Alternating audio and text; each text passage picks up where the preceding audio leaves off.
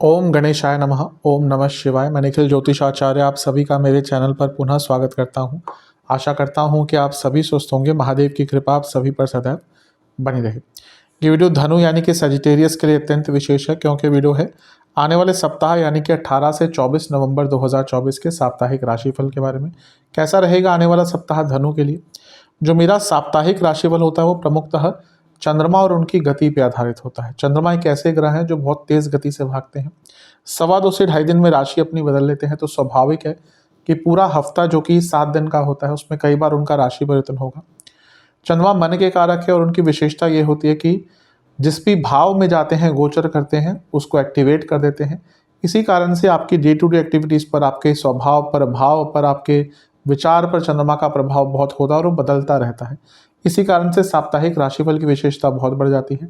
किस प्रकार से आने वाले सप्ताह में अपने जीवन को थोड़ा सा प्लान आउट करें, ज्योतिष के माध्यम से थोड़ी गाइडेंस प्राप्त करें, इन सारी ही चीज़ों के लिए साप्ताहिक राशिफल अति विशेष होता है। यदि आपकी लग्न राशि या चंद्र राशि धनु है, दोनों ही गाइडेंस के लिए इस राशिफल को अवश्य देख सकते हैं। जहाँ से आपको ज़्यादा रिलेट करता है, सूट करता है, वहाँ से इसको देखिएगा। मेरा व्यक्तिगत मत है कि लग्न राशि से देखेंगे तो अच्छा, इनकेस आपको नहीं पता तो चंद्र राशि से देख सकते हैं, या जैसा मैंने कहा जहाँ से आपको सूट करता है। शुरू करते हैं। 18 नवंबर सुबह के 4:30 चंद्रमा आ जाएंगे आपके सप्तम भाव में यानी कि मिथुन में, और 20 नवंबर सुबह के 8:30 तक वहीं पर उनका प्रवास रहेगा। चंद्रमा का सप्तम में आना एक प्रकार से न्यूट्रल ही होता है, क्योंकि वो आपके अष्टमेश हैं और उनका सप्तम में आना और लग्न को देखना थोड़ी अनिश्चितता लाता है जीवन में। मैरिड लाइफ हो, सोशल लाइफ हो, बिजनेस हो, हर चीज़ में थोड़ा सा अनिश्चितता यहाँ पे आ सकती है। क्योंकि चंद्रमा लग्न को भी देख रहे हैं, ये बताता है कि यहाँ पर कुछ बड़ा निर्णय आपको नहीं लेना। थोड़ी सी एंग्जाइटी यहाँ पर बढ़ सकती है आपकी, और क्योंकि शुक्र है यहाँ पर जो छठे घर के स्वामी है, तो छठे और 8वें घर के स्वामी का समसप्तक योग बन रहा है लग्न और सप्तम में। तो ये हफ्ते का जो शुरुआती भाग है ये थोड़ा सा मेंटल स्ट्रेस के साथ शुरू होगा, फिजिकल स्ट्रेस के साथ शुरू होगा, और कई प्रकार के जो पेंडिंग वर्क हैं वो आपको यहाँ पर तंग करेंगे। तो थोड़ा सा आपको ध्यान देना है। हाँ, ये है कि शुक्र लाभ स्थान के स्वामी है, लग्न में बैठकर लाभ योग बना रहे हैं और चंद्रमा को देख रहे हैं जो अष्टमेश है, तो धन प्राप्ति के लिए अच्छा योग बन जाता है। अचानक से धन, रुका हुआ धन, यहाँ से धन आपको प्राप्त हो सकता है। लेकिन ओवरऑल देखा जाए तो हफ्ते की शुरुआत मेंटल लेवल पर थोड़ा सा स्ट्रेस लेकर आती हुई दिख रही है। नवांश कुंडली बता रही है कि अपनी प्रॉब्लम को शेयर कीजिएगा, उसका निवारण भी मिल जाएगा। दशांश कुंडली, कार्य क्षेत्र में झगड़े हो सकते हैं, आर्ग्यूमेंट्स हो सकते हैं। बिजनेस के हिसाब से चीज़ें डिले होंगी, कुछ नुकसान होने के भी योग हैं। लव लाइफ की जहाँ तक बात है, थोड़ा सा आपको क्रिएटिव होना पड़ेगा, नयापन लाना पड़ेगा। वैवाहिक जीवन सेम चीज़ कहूँगा, एक नएपन की आवश्यकता है। चीज़ें बहुत बोरिंगनेस की तरफ जा रही हैं। स्टूडेंट्स की जहाँ तक बात है, मेंटली बहुत एग्जॉस्टेड दिख रहे हैं, तो थोड़ा सा एक मेंटल ब्रेक लेने की कोशिश कीजिएगा। जहाँ तक सेहत की बात है, गले के रोग, किडनी या गॉल ब्लैडर की कोई प्रॉब्लम है तो दिक्कत बढ़ेगी। सर्वाष्टक में आपका नवम भाव बली है, भाग्यस्थान बली है, तो ये बता रहा है कि भले ही थोड़ी अनिश्चितता हो, लेकिन भाग्यस्थान के बल के कारण प्रॉब्लम्स का निवारण भी आपको मिल ही जाएगा। 20 नवंबर 8:30 बजे सुबह के अर्ली मॉर्निंग चंद्रमा आ जाएंगे आपके अष्टम भाव में यानी कि कर्क में, और 22 नवंबर शाम के 6:30 तक यहीं पर रहेंगे। चंद्रमा का अष्टम भाव में आना कोई बहुत अच्छा नहीं माना जाता। अपनी राशि के हैं, ठीक है, विपरीत राजयोग बना रहे हैं, ठीक है, लेकिन अष्टम के चंद्रमा अच्छे नहीं माने जाते। विपरीत राजयोग चंद्रमा का मैं कई बार बता चुका हूँ, कोई बहुत विशेष फलकारी नहीं होता। लेकिन हाँ, ये है कि कोई छोटा मोटा कार्य अटक रहा था 2-3 दिन पहले, 1 हफ्ते पहले, वो कार्य पूर्ण हो सकता है। मंगल के साथ है जो खुद विपरीत राजयोग बना रहे हैं, ये अच्छा है, क्योंकि मंगल का विपरीत राजयोग स्ट्रांग होता है, और उनके साथ चंद्रमा आ गए तो यहाँ पे 12वें और अष्टम का यहाँ पे योग हो गया।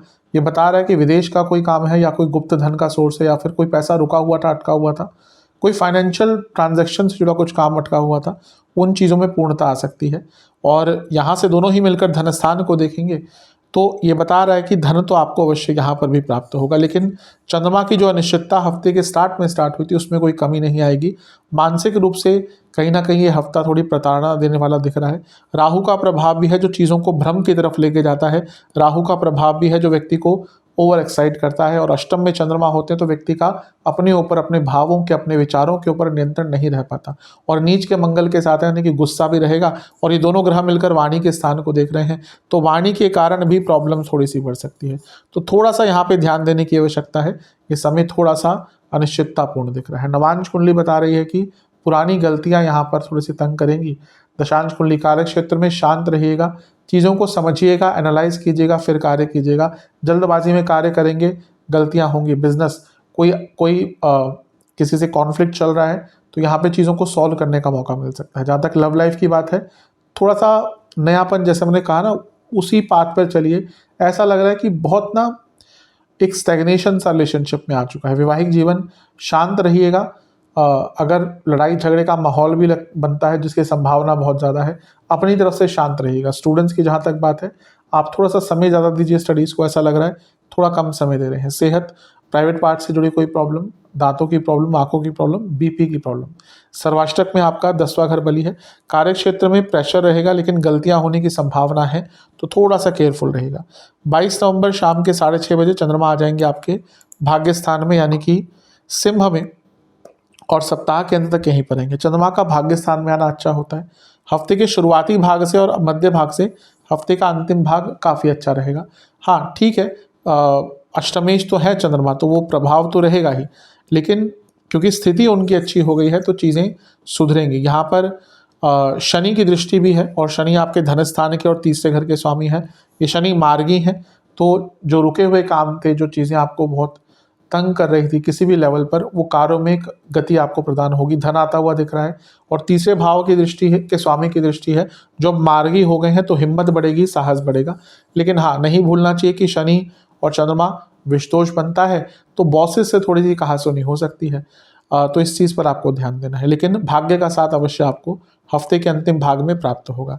गुरु से, जो कि लग्नेश है, उनसे भी केंद्र में है, तो गजकेसरी योग भी टेक्निकली बन रहा है, तो ये भी आपको कहीं ना कहीं अच्छा प्रभाव देगा।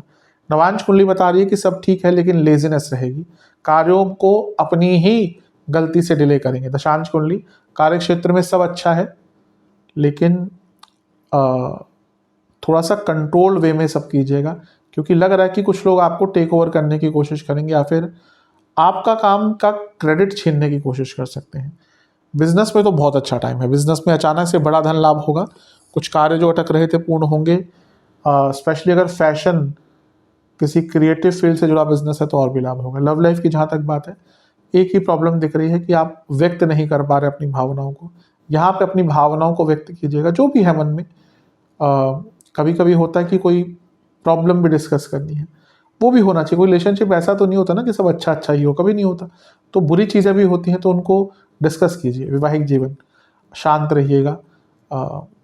यहाँ पे अगर एक प्रकार से मौन ही रह सकते हैं हफ्ते के अंत में तो अच्छा है, क्योंकि जहाँ आपने ज़्यादा बात करी वहीं पे बहस होगी। बहस हुई तो फिर बहुत बड़ी बहस होगी।